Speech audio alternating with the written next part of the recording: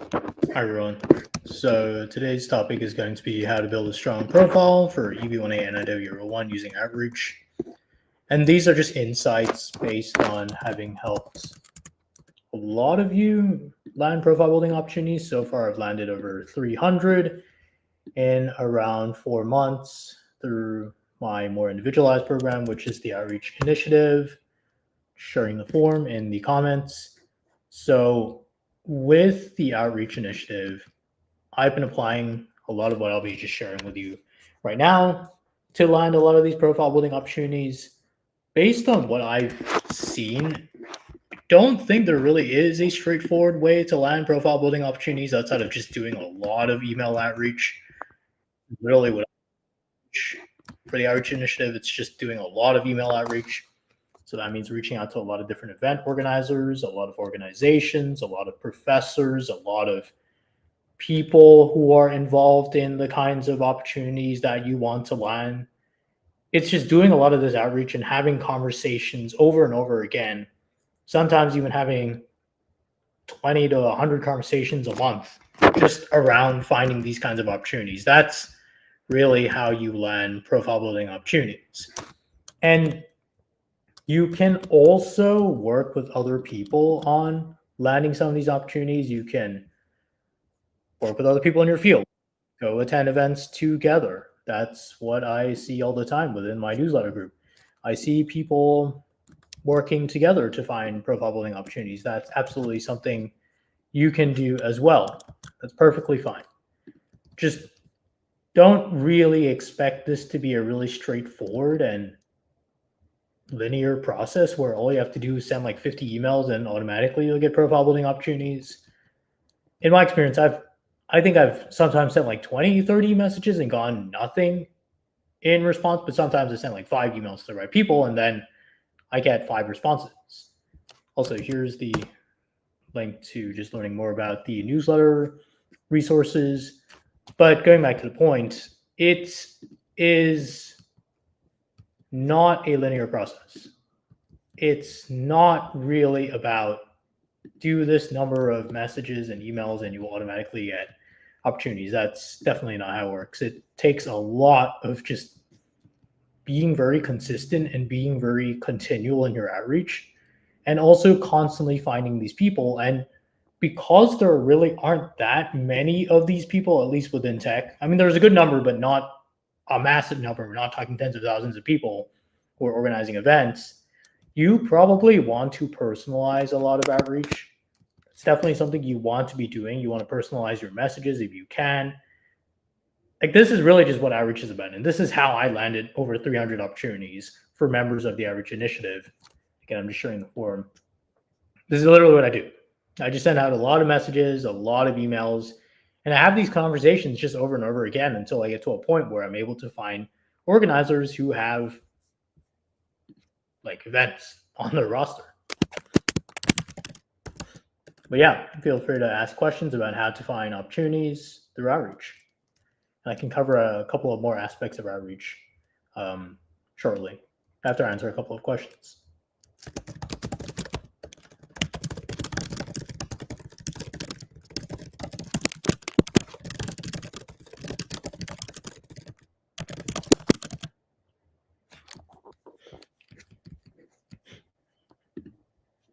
But yeah, in short, there really is no straightforward way to land opportunities. But something you'll notice eventually is once you get to a point where you've spoken to, say, 20 different event organizers, you'll just get to a point where you start to meet a lot of these. You'll start to see like overlaps, as in you'll start to see that people know each other and then they'll introduce you to other event organizers. And then that's how you get more opportunities.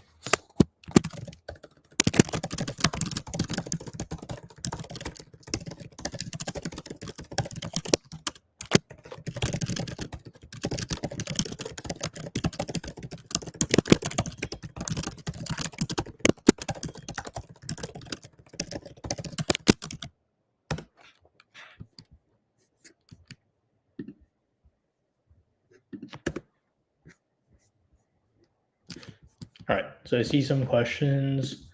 What all opportunity matters a lot any opportunity where you can show that you're being recognized for your high level of industry expertise, that is generally something that you want to be targeting. For EB-1A or O-1, for NIW, it's probably the same thing, but there's an additional element of showing that what you are doing is related to your contributions to an area of national interest and that your contributions are outside of your work with your company. So yeah, that's just generally speaking what kinds of opportunities matter. How to go about speaking opportunities given, even though I have medium expertise in a given field. Again, it goes back to what I was saying. It just comes down to a lot of outreach, a lot of reaching out to different event organizers, conference organizers. You need to have these conversations. That's what helps with landing these kinds of opportunities.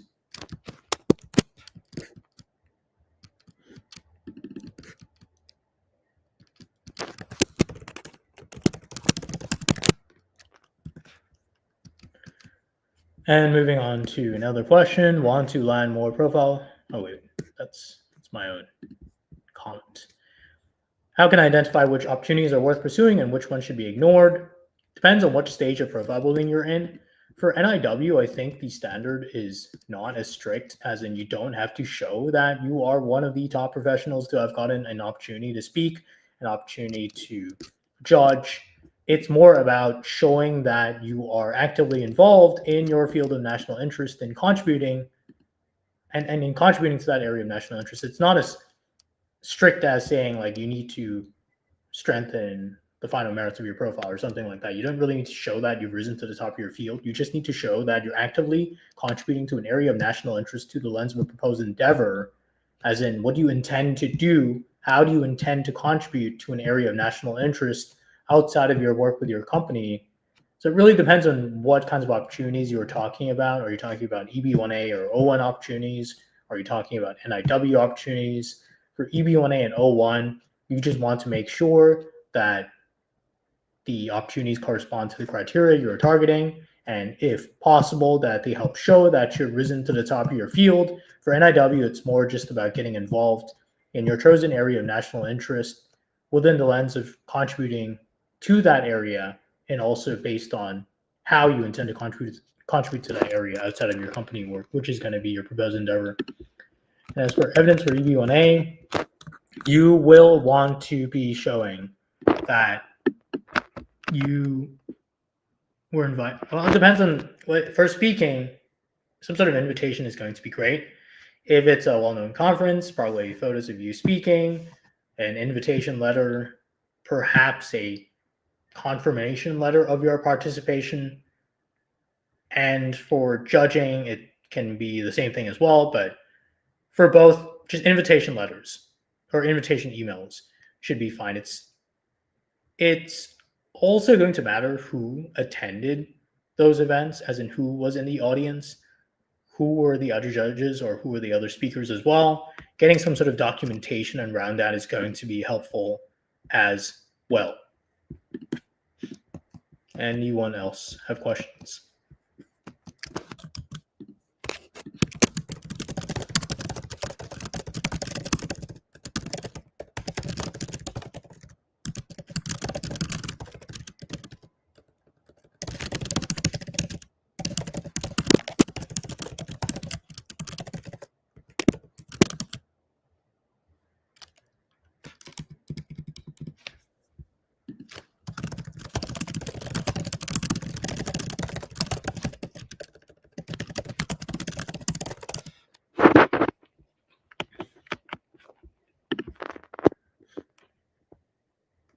Anything that doesn't really have that much industry recognition is probably not going to be considered high quality. Usually what I look for are opportunities where there's some sort of traction for, say, the company that's hosting the hackathon, or some sort of industry recognition if it's a top company. From what I've heard, from what people have said, this kind of award, and awards in general are not going to be something you want to target. And this kind of award, from what people have told me, doesn't really seem to have any sort of industry recognition whatsoever. As in, it seems to not have any sort of endorsement from any any company except itself. That's what I've heard. Anyone else have questions?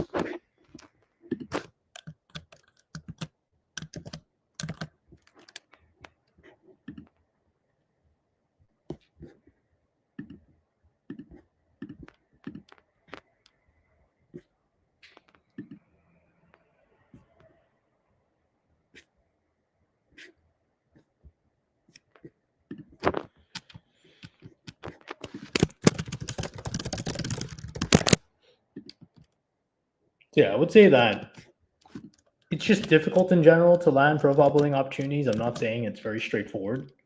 That's why outreach over a long enough period of time is going to be extremely important.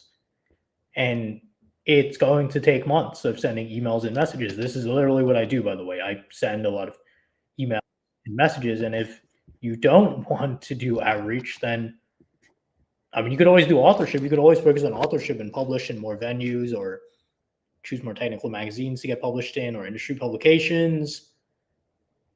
That requires less outreach, but it will also require you to produce high quality material. And of course, it is not guaranteed whether you get published or not. It's still going to be challenging, just challenging in a different way. So it really depends. Most people try to opt in for both. And based on what I've seen with people I work with, yes, they have been able to land judging opportunities and authorship opportunities. It's just not something you can just apply for and get. Like, think about it this way. If I worked with a company and did original contribution between 2011, I guess, and 2019, can we show it? It's a pretty decent period of time. It really depends on whether your original contributions are still in use within the industry by other companies outside of the company at which you worked. Not really. And the reason is because it's going to be hard to argue that outstanding achievements is a requirement of membership. You're going to have to define what outstanding achievements means, and because there's no sort of consistent definition for that, as in it's really up to the officer as to what that actually means. That is why you can just get denied on this criterion, even if you are able to present a compelling argument. The thing with a lot of these kinds of membership opportunities, a lot of them are just, they don't have very strong bylaws, or maybe they do, but again, an officer can still disagree. So yeah. Anyone else have questions?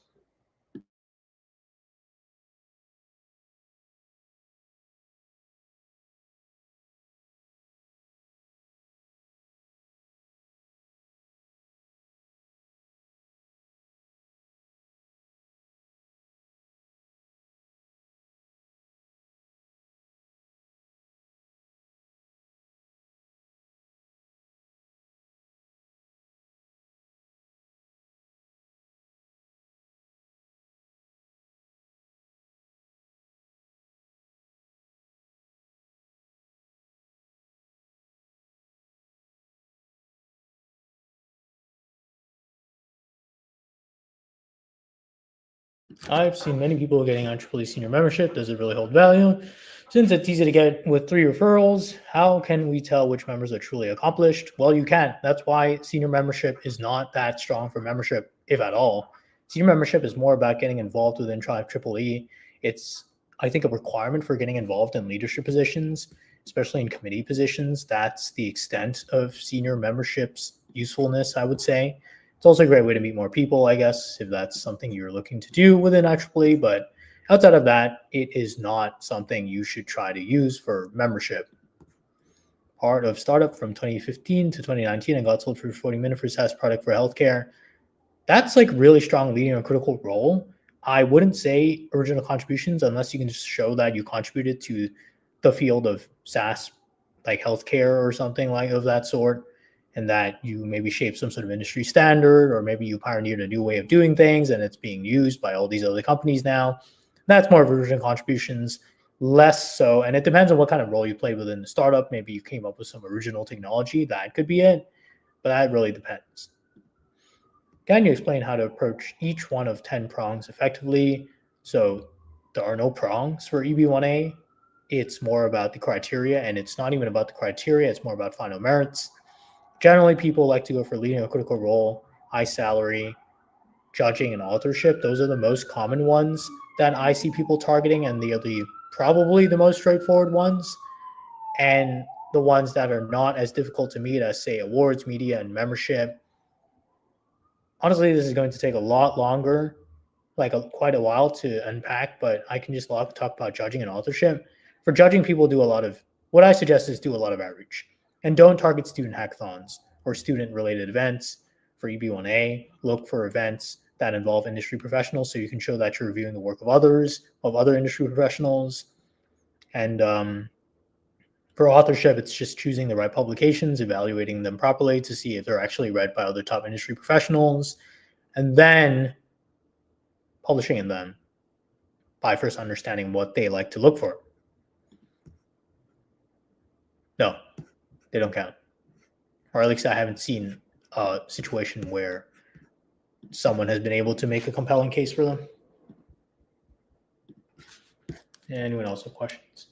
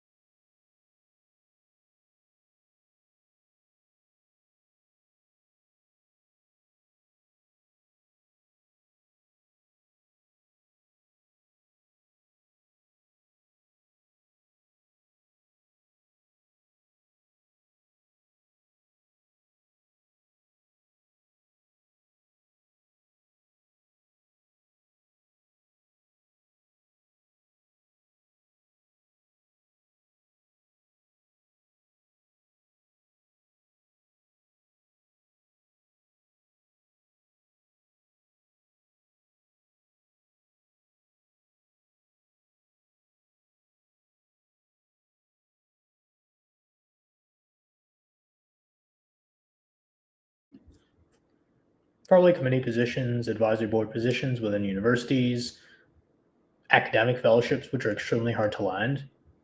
But mostly these committee positions, yeah, I would say committee positions within professional organizations is probably the most logical type of membership to try to land. But even then, you may not be able to claim the membership criterion. It's not absolutely necessary to claim the membership criterion. You can still have memberships that count towards final merits. What exactly makes someone eligible for the EB-1A extraordinary ability category, and how is it different from other green card types? Well, EB-1A is about showing how you've risen to the top of your field, top 1 to 3%. That's how it's different to the other. Like, if you're saying how is it different to NIW, well, NIW is about national. NIW is EB-2, and it is more about showing how you intend to contribute to an area of national interest outside of your work with your company. So in that sense, it's not really about showing expertise in your field. It's more about showing that you intend to contribute to an area of national interest outside of your work with your company. You need a strong foundation if it's for EB-1A. It's probably going to come from your leading a critical role, your high level of industry expertise. What are common mistakes people make while collecting evidence or drafting recommendation letters? From what I've heard from some insight sessions that I have hosted within my newsletter, some lawyers are saying that people tend to get really senior people to write the letters, but these senior people have never really worked with the people requesting the letters, so it ends up being a very generic letter. You want someone who actually knows your work.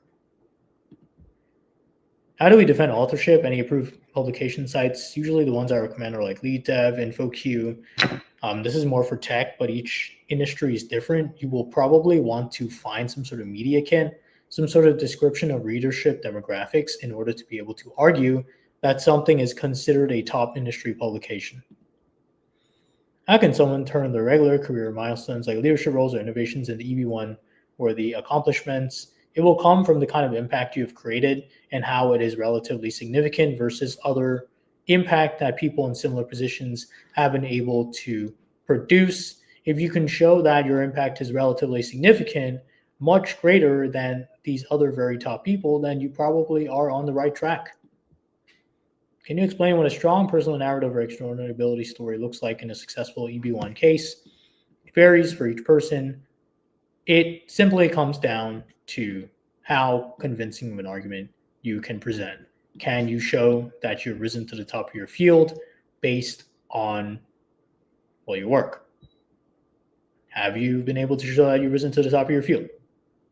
Now, how you show that could be through a problem you've helped solve throughout your career. It could be through a technical expertise or a set of technical expertise, like an area of technical expertise that you are a top expert in. It could be maybe the projects you've worked on and that you are an expert in handling this kind of project. How you explain what you see as indicators that you've risen to the top of your field, how do you explain those and contextualize those indicators is going to determine the strength of your profile. That's what matters. It's not as simple as just saying, hey, I've risen to the top of my field, but then you don't really have any sort of explanation for how you drew this conclusion. Because just because you think you've risen to the top of your field does not mean you have actually risen to the top of your field. It simply comes down to how well you explain things to someone who has never worked in your field and whether they are convinced of the fact that you have risen to the top of your field. Because if they're not convinced, if you can't explain things properly in a way that is understandable to a lay person, you will just end up with a profile that doesn't really make sense because you haven't explained the evidence properly. So you need to be able to usually start with your leading a critical role claim, show that you have established your expertise within this company, and then you want to build around that through a bunch of different activities that show you have gotten externally recognized for that sort of expertise. Can professionals working in production support observability or SRE roles apply for the EB-1 category? Yes. I've seen that. So yes.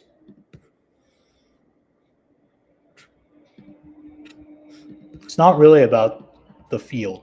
There are top professionals in every field. So if there are top professionals in your field, naturally you should be able to naturally there would be top 1 to 3% people in any field.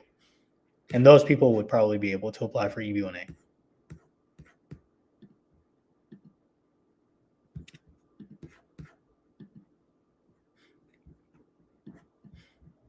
All right, I have a couple more minutes. Anyone else have questions?